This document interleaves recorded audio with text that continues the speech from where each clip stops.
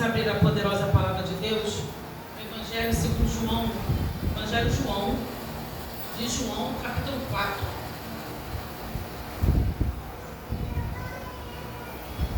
A gente vai ler alguns versículos, poucos, mas alguns salteados. João, capítulo 4, a partir do 4.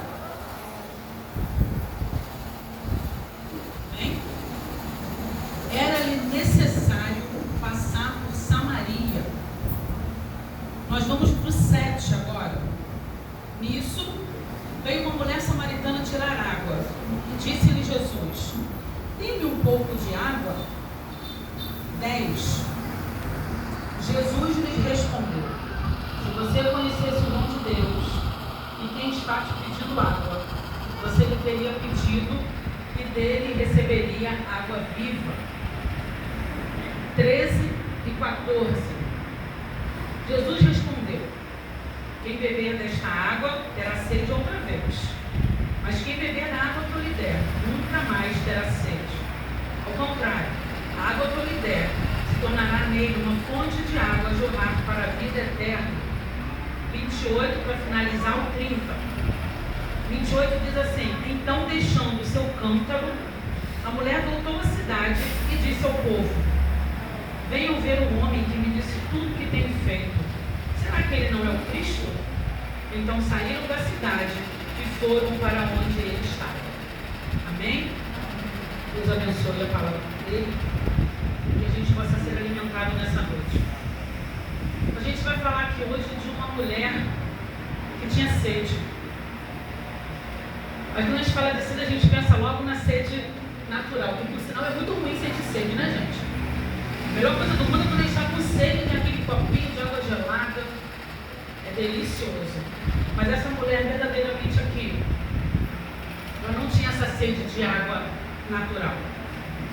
O capítulo 4, ele começa falando que já estavam os fariseus dizendo um com os outros lá e discutindo quem tinha batizado mais. Se era João Batista ou se era Jesus. Então já começou ali uma competição, um disse-me-disse, uma fofoca, uma coisa chata ali já. Não, ele batiza mais, não, ele não batiza, foi João, foi Jesus. E a palavra de Deus diz que aqui o Senhor já começou a fazer o seguinte: ele estava em Judeia, e a palavra de Deus diz que ele saiu da Judeia e foi para Galileia. A gente já começa a entender, antes de entrar na Samaritana, que é onde tem competição, divisão, fofoca, disse-me-disse, o Senhor se retira. O Senhor não presencia quando tem crise, quando tem competição. O Senhor não gosta desse tipo de coisa. Então aqui o Senhor já nos mostra o seguinte: ele decidiu sair da Judeia e para Galileia. Começou muito, disse-me-disse, e opa, aqui eu não fico, me afasto.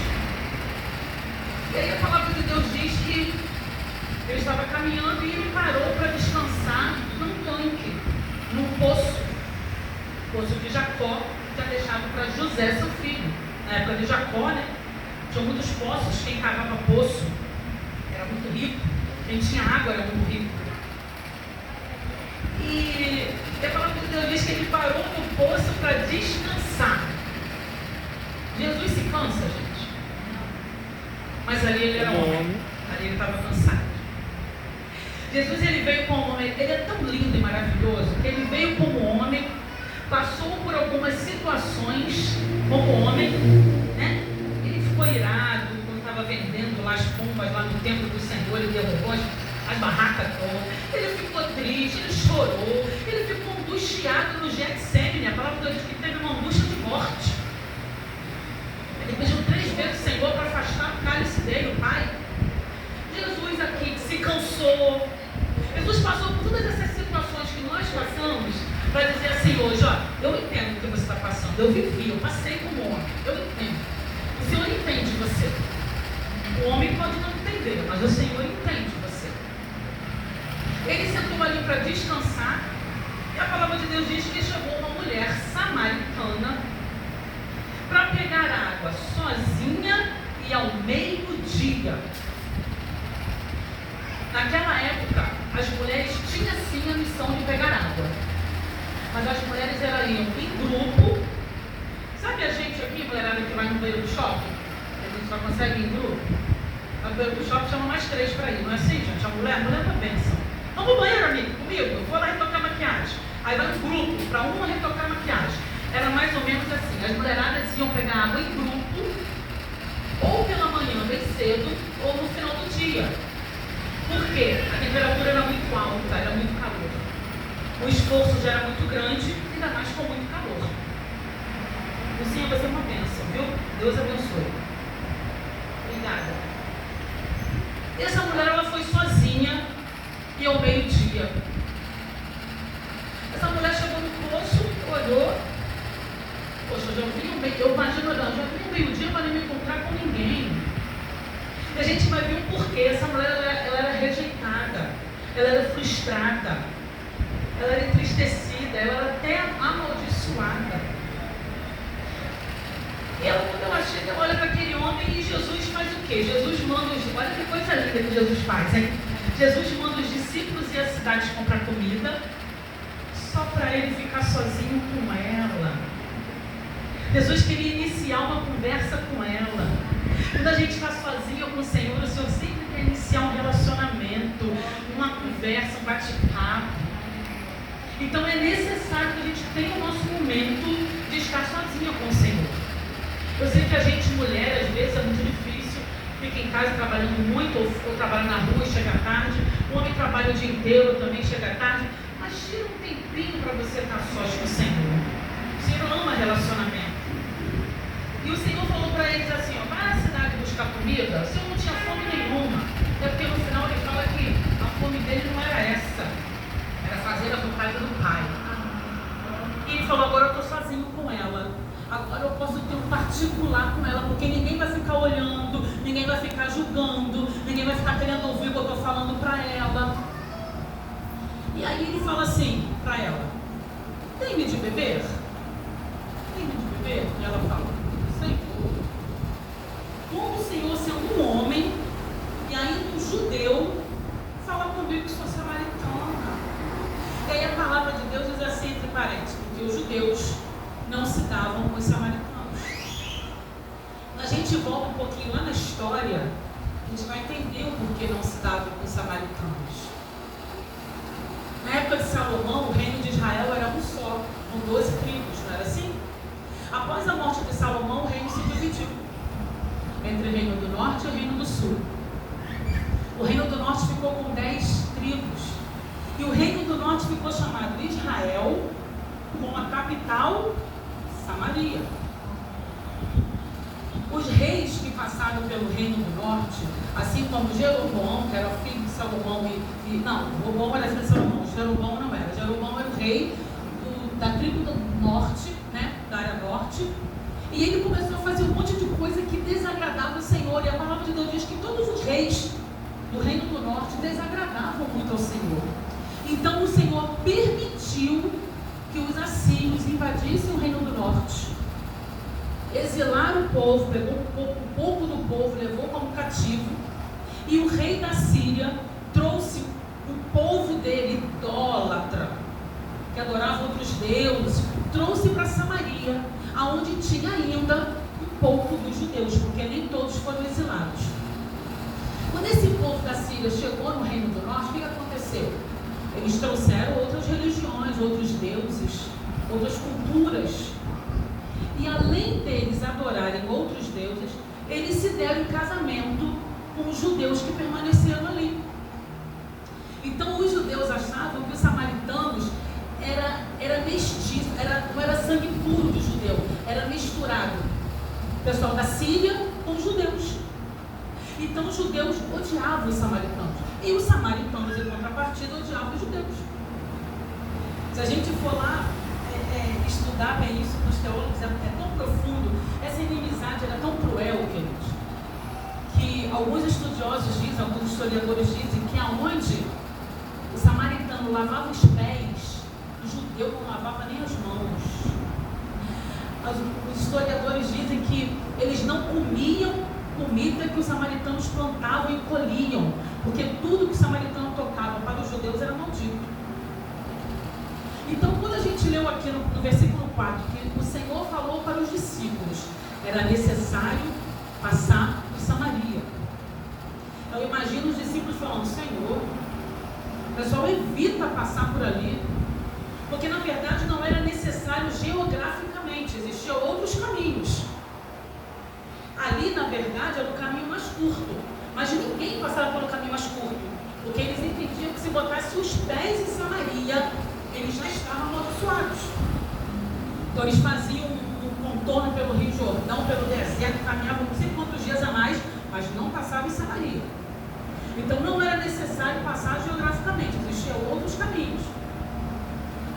Quando o Senhor falou que era necessário passar por Samaria, eu fico imaginando os discípulos falando, Senhor, Samaria não quero ir lá não. Não quero ir lá não, porque diz que quem passa lá é amaldiçoado. Muitas vezes o Senhor fala pra gente que é necessário fazer algo e a gente fala, não, Senhor, isso aí não. Não, Senhor, logo isso. Não. Eu e meu marido somos exemplo, não de ter falado não, mas do Senhor ter falado, larga tudo, vende tudo e vai para Recife. Vendemos casa, móveis, tudo que tínhamos lá.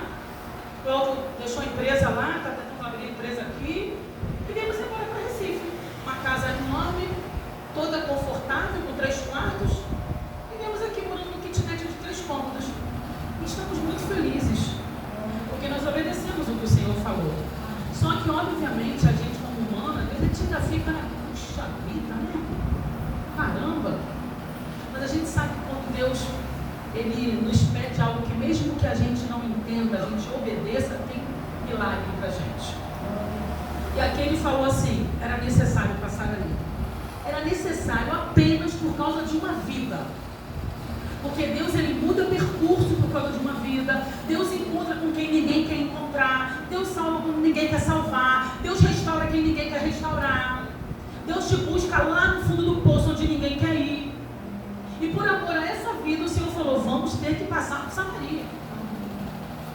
Aí essa mulher pede água. E ele diz. E ela fala, como o Senhor pede-me água? Se você é um judeu ou uma samaritana. O versículo 10 diz que ele respondeu assim, se você conhecesse o dom de Deus e quem está te pedindo água, sabe por quê, queridos? A mulher não reconheceu que era o mestre, a mulher não reconheceu que era o Messias, a mulher não reconheceu que era Jesus. Sabia que a gente, muitas vezes, o Senhor está do nosso lado e nós não reconhecemos? As lutas dessa mulher, as batalhas dessa mulher, as frustrações dessa mulher eram tantas. Na nossa vida, muitas vezes, são tantas guerras, tantas lutas, tantos problemas, que a gente às vezes não consegue enxergar o Senhor ao nosso lado. Às vezes Ele está aqui do nosso lado só falando conosco. E a gente às vezes fala assim, Senhor, mas eu não estou conseguindo te ouvir, fala comigo, eu não te ouço. O Senhor fala. Ele não é Deus com quem boca Ele fala não, Ele é um Deus vivo, Ele fala. Mas às vezes os problemas são tantos, a gente ouve tantos problemas, tantas situações, tantas guerras, a gente não consegue ouvir o Senhor falando. E essa mulher não reconheceu Jesus, porque ela estava numa guerra muito grande com ela mesma. E quando Ele fala, se você tivesse pedido, eu teria te dado, e dele receberia água viva. A palavra de Deus diz que ela fala assim, Senhor, então me dá essa água. Eu não quero mais voltar nesse poço. Era muito cansativo para ela, Deus. Era muito cansativo. E ela fala para o Senhor, toma dessa água, Senhor, que eu não quero mais voltar aqui, não. Queridos, o Senhor podia fazer o quê? Toma. Lembra do cego de Jericó? O que tu queres? Tu queres o quê? Aí ele fala, eu quero ver. Aí o Senhor fala o quê? Veja. O Senhor podia falar assim, quer água viva? Toma. Eu não poderia fazer isso, queridos? Mas olha que tremendo que o Senhor faz. Senhor, dá-me dessa água. Eu não quero mais vir ao poço. Ele fala assim, vai lá então e chama teu marido. Aí imagina a mulher falando, tem que haver o diabo se eu chamar meu marido. Aí ela responde muito sinceramente para o Senhor, eu não tenho marido. O Senhor chega para ele e fala assim, disseste bem, está falando a verdade. Eu gosto de quem fala a verdade. Eu gosto de quem abre o coração para mim, porque tu já teve 5 maridos. O que você tem hoje não é seu. Essa mulher, ela estava com sede de algo que ela queria suprir nos relacionamentos. Quantas vezes antes de conhecer Jesus, fizemos tantas coisas para suprir a nossa sede. Tentamos relacionamento, tentamos muitas vezes fumar, beber, tentamos gastar, tentamos tantas coisas que a gente tem muitas vezes para suprir a sede, que só a fonte de água viva pode suprir. Essa mulher tentou 5 relacionamentos. Alguns pregadores dizem, porque ela era prostituta. Não. Os teólogos dizem que ela teve 5 casamentos mesmo. Cada casamento ela teve um motivo para o homem largar ela. A lei naquela época era tão rigorosa que alguns historiadores dizem que apenas se o homem não gostasse muito do estilo da mulher, ele podia dizer, não quero mais ela não, vou pegar uma carta de divórcio. Então ela teve 5 casamentos. Eu imagino ela insistindo em relacionamento. Não, quando eu casar eu vou ser feliz, quando eu me formar eu vou ser feliz, quando eu tiver um filho eu vou ser feliz, quando eu ganhar mais eu vou ser feliz, quando eu comprar minha casa própria eu vou ser feliz. Muitas vezes não é assim, gente. Eu imagino essa mulher na primeira frustração do primeiro casamento, tentou o segundo, mais frustração, tentou o terceiro, mais frustração, e assim foi até o 5º. Chegou num ponto que ela falou assim, agora eu não caso mais. Agora eu vou arrumar qualquer relacionamento, só para não ficar sozinha. Ali sim, ela era adulta. Porque a palavra de Deus diz que o marido não era dela. Então ela era adulta. E o medo dela, muitas vezes, de pegar água de manhã ou de noite, era pelos julgamentos. Era para as pessoas olharem e falar, uma mulher adúltera ali. Na época, adultério, a lei era apedrejamento. Então imagina ela com medo de, deixa eu pegar água, eu vou fazer uma adúltera. Olha lá que ela já teve 5 maridos, agora vai para o marido que nem dela é. E a gente muitas vezes tem medo de julgamento mesmo, né, gente? Não vou fazer isso, o que vão pensar de mim? Eu não vou nem lá na frente, se alguém me chamar para orar, o que vão pensar de mim? A palavra está tão profunda, mas eu não vou nem chorar, porque o que vão pensar de mim? A gente tem uma preocupação tão grande com o que vão pensar da gente, né? Nós somos sim, nós somos discípulos de Cristo, discípulo é seguidor, cristão significa mini Cristo, nós temos que ser imitadores de Cristo sim, sabe? Zelar e prezar pelo nosso posicionamento, pela nossa postura, mas não se preocupar tanto com o que o irmão do lado vai achar. Não vou passar roupa não, que a irmã pode dizer que essa roupa está feia. Não vou com esse cabelo não, que a irmã pode dizer que esse cabelo está ressecado. Eu não vou dizer não, que a irmã pode dizer, em nome de Jesus, querido, o que importa é o que o Senhor pensa de você. Você sabe hoje qual é a sua identidade em Cristo?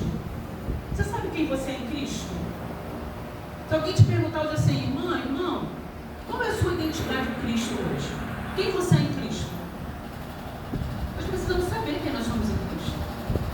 A palavra em 1 Pedro 2,9 fala, é sacerdócio santo, nação, propriedade escolhida de Deus, nação santa, né? Povo exclusivo. 1 Pedro 2,9 fala que nós somos. E muitas mais palavras. Somos mais do que vencedores em Cristo Jesus. Então, essa mulher aqui ficou com muito medo. E quando ele falou assim, se tu soubesse dessa água, quem está te oferecendo água, ela falou, Deus, manda. E quando ela fala dos maridos, o que a gente entende do Senhor? O Senhor, ele gosta primeiro, de antes dele operar um milagre, ele tratar a alma. O Senhor pode tratar a nossa alma. Me lembro agora a história de Ana. A palavra de Deus diz que Ana subia e descia lá para Siló, no centro de adoração, todo ano, sem filho. E Penina ia adorar dela com filho. Todo ano Penina ia com filho diferente. Aí subia Eucana, Penina e Ana. Bonitinha, sem ninguém, Penina cada ano com um filho diferente a mais. E a palavra de Deus diz que teve um ano que Ana chegou lá e falou, não, esse ano vai ter que ser diferente. Esse ano eu preciso chamar a atenção de Deus. Porque tem momentos que a gente tem que dizer assim, Deus, agora chega, agora tem que fazer algo diferente, agora tem que chamar a sua atenção. A palavra de Deus diz que Ana foi lá e estava chorando, e estava orando só, eu costumo dizer, só oração líquida, só lágrima. Não saía palavra da boca de Ana. Eu imagino Ana só gemendo, Senhor, até quando? Senhor, olha só, eu estou aqui sem filho, essa mulher fica me provocando o tempo todo. Depois que o sacerdote Eli chamou ela de bêbada, ela disse para não estava bêbada, estava angustiada de alma, o sacerdote Eli falou assim para ela, vai em paz, e o Deus de Israel realiza a tua petição. A palavra de Deus diz que ela já saiu dali com outro semblante. A palavra de Deus diz que ela já alegre, feliz. Logo após isso, Ana engravidou e teve Samuel. Mas do jeito que Ana estava, Samuel não podia vir, queridos. Ana estava angustiada. Ana estava deprimida. Essa mulher aqui, quando o Senhor chama ela, fala para ela chamar o marido, o Senhor quer tratar a alma dela. O Senhor muitas vezes quer tratar a nossa alma, para operar um milagre, como foi com Ana e Samuel, como foi com essa mulher, como foi com o filho da viúva de Naim. Vocês lembram? Estava ali no cortejo ali, aí Jesus encontra com eles, poderia falar assim para o menino: bora, levanta aí rapidinho, vem, levanta. Ele olha para a mãe e fala assim: não chore. Tipo assim, na nossa infância, engole o choro. Não chore. O Senhor primeiro cuidou do coração dela, depois falou: agora falou para o menino, agora levanta. Jesus, quando mandou essa mulher buscar os maridos, buscar o marido dela, o Senhor queria curar a alma dessa mulher, para poder realizar um milagre na vida dela. E aí, quando ela ouviu isso, ela falou: vejo que o Senhor é profeta, hein? Vejo que o Senhor é profeta. Agora, olha que tremendo, queridos. Essa mulher chegou no poço naquele dia, achando que era mais um dia de ir buscar água, mais um dia de rotina, era mais um dia comum.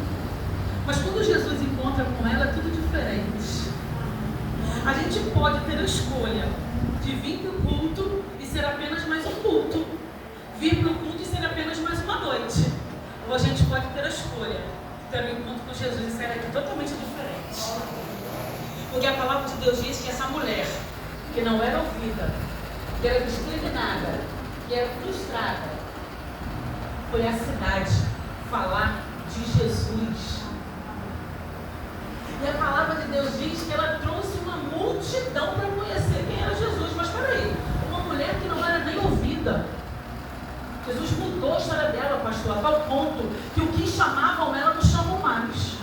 Quando Jesus entra na minha vida e na sua, o que chamavam você não vão poder chamar mais. Ali vai um mentiroso, ali vai uma mentirosa, ali vai uma isso, ali vai uma aquilo. Não, depois que a gente tem um encontro com Jesus, o Senhor muda toda a nossa vida, transforma toda a nossa vida. Essa mulher agora foi ouvida onde ela não era ouvida. Essa mulher tinha crédito. E olha que mais interessante, pastor. Os discípulos de Jesus foram à cidade, a mesma cidade que a samaritana foi. Não é isso? Eles voltavam só com comida. Eles não abriram a boca para ganhar uma alma. Eles não falavam para ninguém de Jesus. A excluída foi para a cidade. Quando ela voltou com uma multidão de gente para conhecer Jesus. Olha que ponto que o Senhor transformou uma adúltera, uma excluída, uma frustrada, sabe? Uma oprimida, numa missionária, numa evangelista. Sabe por quê, queridos? Porque Deus não quer saber o teu passado. Eu costumo dizer uma frase que é minha, mas eu costumo dizer que o Senhor não quer saber o que a vida fez com você até hoje. O Senhor quer saber o que você vai fazer com a sua vida de hoje em diante. Ele sempre dá uma nova oportunidade, ele sempre dá uma nova chance. Ele não quer saber quem você foi, o que você fez. De agora para diante vai ser como? Como vai ser de agora para diante? E para a gente finalizar, eu quero dizer o seguinte: sempre tem o dia do basta. Sempre tem o dia do milagre. O Senhor já agendou meu milagre, minha promessa é sua. Independente do tempo que você tenha que esperar. A gente não sabe quantos anos essa mulher aqui ficou tentando satisfazer a sede dela com relacionamentos. Porque às vezes a gente insiste, né? Às vezes a gente é teimoso. Não, vou tentar de novo. Não, vou tentar de novo. Deus vai tentar falar, não tem nada para você. Você vai tentar de novo. Eu sei bem, eu vou tentar de novo. O Senhor já agendou o dia do seu milagre. Assim como ele agendou a mulher do fluxo de sangue, ficou 12 anos enferma. Assim como ele agendou com a mulher da encurvada, que foi para o templo, 18 anos ela era encurvada, teve o milagre dela. Assim como ele agendou com o homem do tanque de Betesda, que ficou 37 anos esperando, mas chegou o dia dele. Chegou o dia da samaritana. Essa mulher foi transformada pelo poder que há no nome de Jesus. Hoje pode ser o seu dia. Só depende de você querer ter um encontro com Jesus.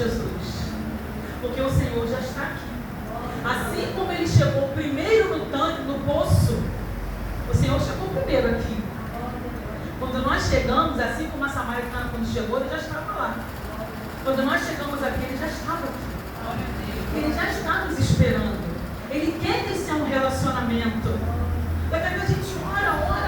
Senhor, me abençoa nisso, me abençoa naquilo, me abençoa naquilo, me abençoa naquilo, me abençoa naquilo. Vai dormir, gente. Aí vira um monólogo. Aí Deus quase te catuca assim, gente.